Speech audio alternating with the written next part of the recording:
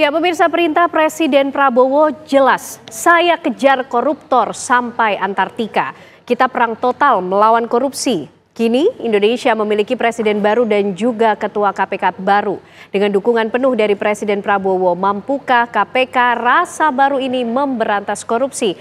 Telah hadir bersama kami di Kabar Petang. Di studio sudah ada salah satu pejuang anti korupsi yang juga pimpinan KPK periode 2015 hingga 2019, Bapak Saud Sitomorang. Bapak Saud Sitomorang, apa kabar Bang? Baik, sehat? Bagian. Ya, sore, dan juga langsung bergabung dari Yogyakarta melalui sambungan Zoom ada penggiat anti korupsi dan juga dosen Universitas Gadjah Mada, Pak Zainur Rohmat. Selamat malam, selamat petang Pak Zainur. Ya, selamat petang. Saya peneliti dari Pukat.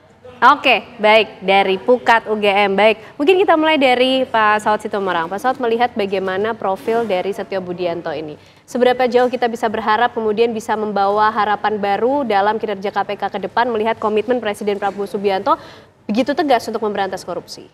Ya, pertama pasti mereka sudah bagian dari pemerintah. Dia udah jadi bagian timnya Mr. Presiden saat ini. Jadi artinya walaupun mereka dipilih sesuai dengan undang-undang, Presiden mempunyai dua senjata lain, yaitu polisi dan kejaksaan. Kalaupun umpamanya 5 orang yang baru dipilih ini tidak perform gitu ya. Nah, sama dengan ketika saya dulu dipilih juga itu saya menginventarisir semua, karena saya hobinya begitu open source juga, lebih dari 50 kecurigaan orang terhadap saya. Saud itu background yang nggak jelas, ya kan, ini menjadi di remote, ini orang akan menjadi kuda Trojan, terus kemudian punya mobil Rubicon yang ketika itu dan segala macam. Semua dikupas. Semua dikupas. Jadi akan terjadi hal yang sama terhadap 5 orang yang sekarang ini, yang bahkan kemarin bilang OTT hentikan aja gitu ya. Nah, pertanyaannya kembali lagi, apakah mereka itu nanti setelah masuk di ruang, kalau dulu kita punya meja bulat ya pimpinan, sekarang tuh mejanya persegi gitu. Apakah mereka begitu masuk ketika seorang penyidik paparan, kemudian mereka melakukan kolektif kolegial dan mereka membahas semua paparan itu sesuai dengan teori-teori hukum yang ada gitu. Karena 2 diantaranya ini kan saya kenal persis yang sekarang terpilih ini. Saya tahu mereka adalah orang-orang yang secara teoretik juga punya background. Termasuk ketua KPK Pak Setio Budianto. Jadi maksud saya adalah kita biarkan dulu mereka, tetapi pertanyaan-pertanyaan yang kalau kita inventarisir sampai 50 pertanyaan kayak seperti saya dulu dicurigain gitu ya. Nah, ini memang mereka harus jawab. Apalagi kita tadi Mbak Ken sudah bilang bahwa dia bagian dari pemerintah. Presiden bisa bilang, lo awas lo ya kalau nggak benar. Ingat perintah gue mau tumbuh 8% nih di akhir periode saya. Nah, tumbuh 8%, ya kita harus bereskan pemberantasan korupsi dengan baik. Jadi mereka jangan lagi favoritisme, karena kalau dia favoritisme atau memilih-milih kasus atau bahkan di remote dari luar, ya itu akan disaster yang membuat orang tidak percaya dan investor nggak akan datang. Nah, sekarang ada perusahaan-perusahaan besar sampai hari ini kita berharap mereka datang ke Indonesia. Kenapa mereka nggak mau datang? Tanya deh, pasti kecurigaannya terhadap kepastian hukum gitu.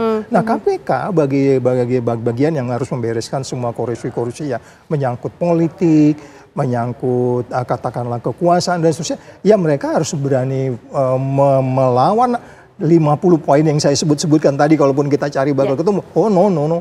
Kita punya barang beda sama toko sebelah. Kalau harus berani ngomong kayak gitu dong, ya enggak?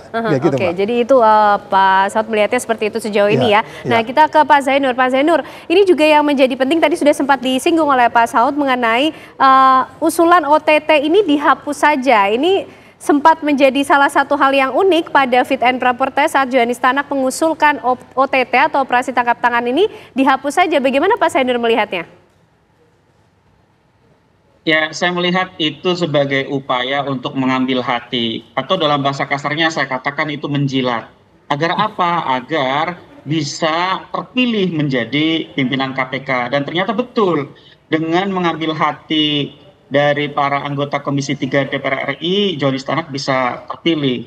Nah, kalau ini nanti akan tetap dijalankan ketika menjabat, menurut saya bahaya sekali. Mengapa? Karena di dalam KUHP itu nyata. Tangkap tangan itu adalah istilah hukum, sedangkan operasi itu adalah istilah populer untuk menjelaskan adanya bentuk-bentuk persiapan. Menurut saya operasi tangkap tangan itu secara real ya, meskipun ini adalah istilah yang populer, itu digunakan untuk berbagai macam bentuk tindak pidana, tidak hanya korupsi.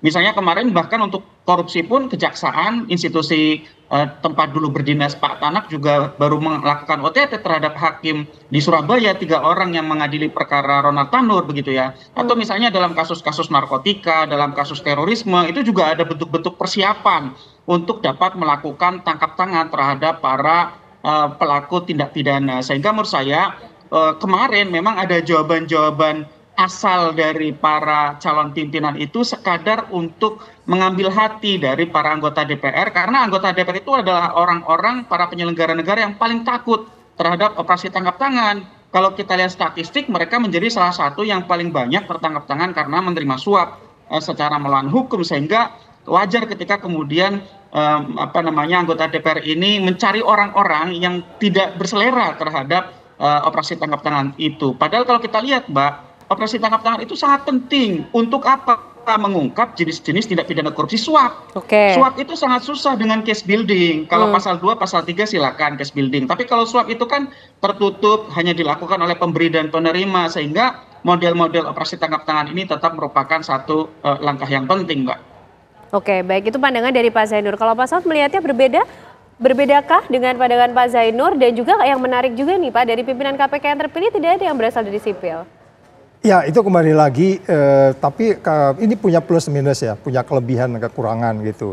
Kalau lihat dari apa yang kita sebut kalau kita mulai proses penyelidikan pemberantasan korupsi katakan, tim ini kan lengkap ada di sana semua. Ada hakim, jaksa, dan kemudian BPK, tukang hitung ya gitu. Nah itu sebenarnya itu advantage. Sudah lengkap begitu. Ya advantage sebenarnya itu mereka punya advantage. Tetapi advantage itu kan menjadi disadvantage kalau dia favoritism, conflict of interest dan seterusnya. Itu yang saya katakan kembali lagi. Orang yang datang ke KPK itu pun kalau antara dirinya dengan Tuhannya saja gitu. Saya kan sering di orang itu tahu tuh apa itu sarjana fisika bukan sarjana hukum. Tapi saya belajar cepat. Saya datang membawa diri saya dengan Tuhan saya. Beres udah gitu. Karena semua kan penyidik lengkap di sana yang mereka akan bisa memastikan bahwa kita menggunakan pasal ini dan seterusnya. Jadi kembali lagi bisa jadi memang mereka yang punya advantage ini menjadi disadvantage karena ada 50 poin tadi yang menimbulkan kecurigaan, ketidakpastian. Apakah mereka kemudian mampu mengembalikan situasi undang-undang KPK yang carut-marut 5 tahun belakangan ini. Itu kan tantangan-tantangan yang harus dijawab oleh mereka. Oleh sebab itu per hari ini, bahkan per hari ini saya masih 50-50 dulu. Belum berani, itu mungkin itu yang saya alami dulu. Saya 6 bulan loh dicurigai orang. Melihat komponen pimpinan KPK yang baru ini masih 50-50 nih. Masih 50-50, kita masih mau lihat dulu. Please, bro, yang 5, buktikanlah gitu. Bahwa Anda memang perform nanti di situ, begitu masuk mereka panggil. Sama dengan ketika dulu hari pertama kita setelah dilantik DPR masuk ke ruangan itu kita mau 300 kasus per tahun. Bisa kita capai gitu. Jadi pegawai ini sebenarnya siap dan sistem sudah ada. Jadi tapi kalau nanti itu pesan yang nggak jelas, ya kan? Ya saya hanya bisa berpikiran ya mereka bisnis as usual. Bahkan bisa jadi ya Presiden tidak bisa mengharap banyak dari mereka. Pada bagian mereka digaji oleh pemerintah, mereka bertanggung jawab atas apa yang mereka lakukan. Tapi yang paling penting adalah ketika saya di sana, saya tuh di-challenge oleh pegawai. Jadi jangan sampai KPK itu nggak mau di-challenge, jauh dari civil society, nggak berani ngundang datang. 5 tahun belakangan ini, baru belakangan ini aja datang untuk kemudian, karena bagaimanapun ya, teman-teman di luar yang melihat itu kan akan lihat itu gedung tuh bobrok, itu gedung ini bolong-bolong, itu lampunya. Ini orang di luar tuh akan menjadi lebih baik untuk menjadi bagian dari sparring partner kita. Jadi jangan diri kecurigaan juga gitu. Karena teman-teman ini juga dasar pemikirannya juga jelas. Mereka tuh kalau mau bikin evaluasi terhadap KPK, mereka belajar dulu PJMN gitu. Menarik nih ketika kita bicara komponen pimpinan KPK yang baru, sepertinya masyarakat perlu berekspektasi tinggi, berharap lebih baik, tapi di satu sisi juga tidak adanya warga sipil. Apakah kemudian kecurigaan tadi yang disampaikan oleh Pak Zainur ini menjadi challenge tersendiri yang bisa dijawab? Nanti dijawabnya usai jeda ya Pak Saud, Pak Zainur. Usai jeda pemirsa, Kabar Petang kembali hadir untuk Anda. Ya pemirsa, kita akan kembali membahas mengenai bagaimana komponen ataupun profil dari pimpinan KPK baru yang terpilih di bawah masa pemerintahan Presiden Prabowo Subianto yang memiliki komitmen luar biasa untuk memberantas korupsi. Pak Zainur, mungkin kita harus bilang di 5 tahun terakhir KPK kemarin juga banyak disorot, tapi justru permasalahannya yang banyak disorot di internal KPK sendiri. Beberapa permasalahan yang kemudian menyeret nama beberapa oknum pimpinan KPK, kemudian citra KPK yang juga sempat mengalami penurunan. Nah, dengan adanya pimpinan KPK yang baru, tugas tanggung jawab seperti apa, sebesar apa kemudian yang harus dilakukan sehingga bisa mengembalikan citra yang baik tentunya, termasuk menjawab challenge dari Presiden Prabowo Subianto sendiri? Ya Mbak, yang pertama menurut saya adalah tantangan untuk berani dan mau menolak segala bentuk intervensi dari eksternal, baik itu dari kekuatan politik maupun dari kekuasaan penegak hukum lain, institusi asal mereka. Potensi untuk adanya intervensi itu sangat besar. Mengapa? Karena yang pertama KPK berada di bawah kekuasaan eksekutif, yang kedua semua pimpinan KPK saat ini berasal dari institusi aparat penegak hukum dan juga lembaga audit, sehingga kemungkinan terjadi dual loyalty itu sangat besar. Mereka loyal kepada KPK, tetapi di lain sisi mereka loyal kepada lembaga asal. Nah, sehingga mereka harus membuktikan, seperti Pak Saud tadi sampaikan, pembuktian mereka hanya bisa dilakukan dengan menolak segala macam bentuk intervensi. Dari mana masyarakat bisa tahu kalau mereka itu tidak bisa diintervensi oleh kekuasaan eksternal? Ketika mereka menangani perkara, apakah perkara yang mereka tangani itu mengandung unsur-unsur politisasi, baik itu yang seharusnya ditangani kemudian tidak ditangani, atau sebaliknya yang seharusnya tidak ditangani malah ditangani. Yang kedua adalah menurut saya, kalau mereka sudah bisa untuk menolak dan melawan segala macam bentuk tekanan eksternal, khususnya dari kantor asal mereka, mereka harus menata internal KPK dari problem-problem masalah integritas. Keroposnya KPK kan disebabkan oleh pimpinannya yang kemudian jual beli perkara, Firly Bahuri dan kawan-kawan. Nah, kemudian itu menular sampai level bawah, misalnya di rutan KPK, melakukan pemerasan dan seterusnya. Oleh karena itu yang mereka harus lakukan pertama adalah menata internal KPK untuk mengembalikan spirit integritas, zero tolerance, yang menjelaskan kepada seluruh pegawai bahwa sekarang tidak boleh lagi main-main dalam bentuk apapun. Segala macam bentuk pelanggaran akan ditindak secara tegas. Nah, yang ketiga adalah menunjukkan kinerja. Kenapa ini sangat penting? Karena 5 tahun terakhir KPK tidak punya prestasi yang bisa dibanggakan. KPK kalah jauh dari kejaksaan. Kejaksaan berhasil mengungkap kasus-kasus besar seperti misalnya Asabri, Jiwasraya, ada kasus Surya Darmadi, Timah, ya, dan seterusnya. KPK mungkin hanya kasus bansos Kemensos yang cukup signifikan, tetapi itu pun tidak cukup untuk mengangkat citra KPK di hadapan publik. Publik akan kembali percaya kepada KPK kalau KPK yang pertama menunjukkan independensi, tidak bisa diremote dari luar. Yang kedua, kalau KPK internalnya benar, tidak main perkara, tidak melanggar etik, tidak memeras tahanan. Yang ketiga, kalau KPK menunjukkan kinerja, mengungkap kasus-kasus besar, kasus-kasus strategis, termasuk kasus-kasus korupsi aparat penegak hukum, di mana aparat penegak hukum itu merupakan asal rumah dari para pimpinan KPK terpilih ini. Sehingga menurut saya ini tantangannya sangat besar dan publik akan terus melihat, diawali dengan rasa tidak percaya, seperti halnya saya termasuk bagian yang tidak punya banyak harapan terhadap pimpinan KPK saat ini dengan konfigurasi yang demikian. Tapi ya kita berikan waktu, mereka punya waktu untuk membuktikan kepada publik. Tetapi nanti publik akan segera memvonis kalau mereka ternyata main perkara, atau mereka tindak independen, atau mereka tetap membiarkan bentuk-bentuk pelanggaran di internal KPK, Mbak.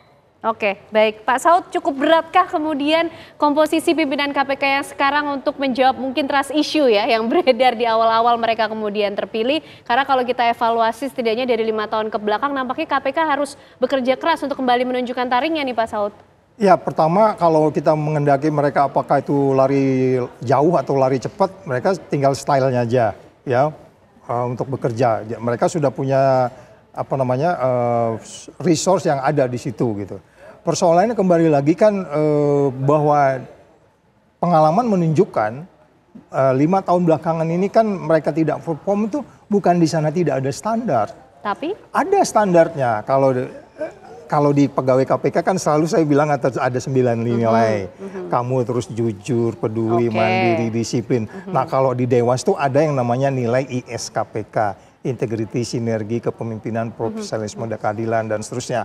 Kalau pimpinan KPK ini yang 5 ini tidak mengemban nilai ISKPK, walaupun ISKPK itu kemarin dipingin ditambah satu lagi nilai apa gitu waktu ditanya jawab di DPR. Nah itu ya mereka akan jadi pertanyakan terus. Sama dengan kasusnya Firly. Firly itu apa berintegritas kayak begitu? Apa dia sinergi dengan kepolisian yang ada cerita mengembalikan 2 orang stafnya itu ya? Terus kemudian apakah pemimpinan kayak begitu yang benar? Apakah profesionalisme kayak begitu? Apakah itu adil? Nah kalau ini dipakai oleh Dewas untuk kemudian mengawasi 5 orang ini, awas loh, gue punya 5 instrumen yang gue liatin lo hari demi hari. Dan kemudian pegawainya juga dilihat mereka jalan nilai-nilai 9 nilai yang disebut jujur, peduli, mandiri, disiplin, sederhana, berani, adil. Saya berulang mengatakan kita nggak perlu orang-orang jujur tapi penakut di KPK, itu enggak. Makanya satu paket 9 nilai itu, jujur, peduli, mandiri, disiplin, dan seterusnya. Nah ini kalau dipegang sebenarnya itu yang kita pegang sebelum undang-undang KPK itu terjadi, baru itu dibuat, kita udah menjalani itu gitu. Nilai itu sudah given, sudah ada di situ. Tinggal itu diikutin aja. Nah pegawai men-challenge pimpinannya juga kalau di-challenge dengan pegawainya, ya dia harus tegas, harus berani juga. Ya menutup kemungkinan penyidik-penyidik Anda juga di-remote dari luar. Anda nggak di-remote, tapi penyidik Anda kemungkinan besar di-remote. Saya punya pengalaman, saya bentak. Diam kamu. Saya tahu ini, kamu nanti kayak kamu nih lah. Lawyernya si A itu. Seperti kamu nih bicara, kamu diam di situ. Dia harus berani begitu. Jadi dia harus lihat juga penyidik-penyidik ini apakah punya potensi, penyidik, penuntut dan seterusnya apakah punya potensi di remote. Supaya dengan demikian presidennya di atas tuh tinggal tinggal dia ngangkat partitur begini, mereka main di sini, main di sini, main di sini. Jadi nggak noise kemana-mana. Ini kan sekarang kemarin ada noise di penegak hukum yang lain soal jaksa yang ribut-ribut segala macam itu ya. Itu sebenarnya kan persoalan-persoalan internal yang diselesaikan di dalam. Nah kita harap juga nanti KPK jangan banyak noise di luar gitu. Diselesaikan di dalam karena ada Dewas dan ada inspektoratnya di dalam. Ya 2 ini coba dipakai, jangan tumpang tindih nih. Ini kan ada 2 di dalam pengawas tuh. Ya karena mereka sudah ASN semua. Nah 2 ini seperti apa? Kalau di lembaga lain kan nggak ada Dewas nih, di kementerian lah katakan gitu. Yang ada itu inspektorat. Nah 2 ini kalau sinergi nggak terbut-terbutan pekerjaan, ya kita bisa mengatakan Dewas itu tidak ompong. Dia punya gigi untuk menggigit siapapun gitu. Gua gigit lo ya. Dan jangan lama-lama, kalau pidana ya dorong aja dia pidana. Ya, itu karena kita menantikan betul Bang bagaimana kemudian kinerja KPK ya seperti yang disampaikan Pak Zainur juga, justru yang belakangan kejaksaan kemudian mengungkap masalah-masalah besar dalam kasus korupsi. Ya itu sekarang kan dibalik. Kalau dalam konsepnya itu kan berdirinya KPK itu supaya dia bisa men-trigger koordinasi, supervisi, monitoring, pencegahan dan seterusnya itu ya. Sekarang kan dibalik gitu. Ya karena apa? Karena memang kita beberapa tahun ini sibuk membahas pekerjaan mereka, mereka bukan bicara kinerjanya, mereka bicara sistem, terus curhat di Komisi 3. Sebenarnya itu curhat itu sudah merupakan satu pertanda sebenarnya mereka udah angkat tangan sebenarnya. Ya, jadi artinya begitu curhat itu sebenarnya itu udah memang gambaran bagi kita mereka sudah menyerah, dan oleh sebab itu style baru ini sekarang mungkin mereka akan bikin strategi baru. Tapi mereka harus mau diinduksi itu di apa namanya? Senior-senior diajak datang, ngobrol gitu. Itu tips ya, tips resep dari Pak Saud. Tapi kalau Pak Zainur singkat saja, apa kemudian yang harus dilakukan oleh pimpinan KPK yang baru dengan komposisi sedemikian sehingga bisa menjawab tantangan besar memberantas korupsi tentunya, sekaligus juga menjadi PR besar dari Presiden Prabowo Subianto. Kejar koruptor sampai ke Antartika pun juga harus diselesaikan begitu. Ya, mereka harus mau mendengar suara masyarakat. Sama dengan Pak Saud sampaikan tadi. Kenapa? Karena KPK itu didirikan atas aspirasi masyarakat.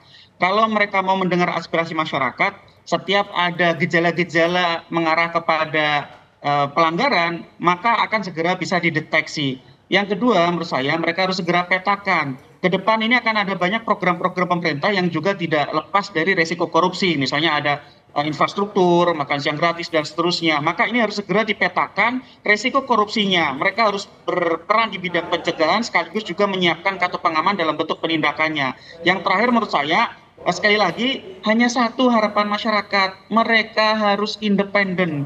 Karena utama dari KPK nilai pentingnya adalah independensi. Kalau KPK tidak independen, tidak butuh KPK. Pemerintah sudah punya kepolisian, sudah punya kejaksaan di bawah presiden. Maka untuk melengkapi kepolisian, kejaksaan, dibutuhkan KPK yang independen, yang tidak bisa diintervensi oleh pihak manapun, khususnya dari instansi asal mereka.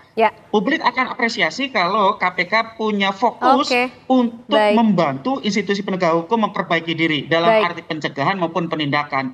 Buktikan kepada publik bahwa mereka itu care kepada institusi asalnya, termasuk mengobati, memberikan jamu, sehingga nanti semuanya bisa membaik, Mbak. Baik, kita nantikan tentunya pembuktian dari pimpinan KPK yang baru tentunya dalam memberantas korupsi di negeri ini. Terima kasih Pak Saud Situmorang, terima kasih Pak Zainur Rohman sudah bergabung bersama kami di Kabar Petang. Sehat selalu. Ya, pemirsa, usai jeda kami masih akan kembali menghadirkan informasi untuk Anda di mana Presiden Prabowo Subianto mengundang Raja Inggris Charles III untuk kembali berkunjung ke Indonesia. Sesaat lagi informasinya.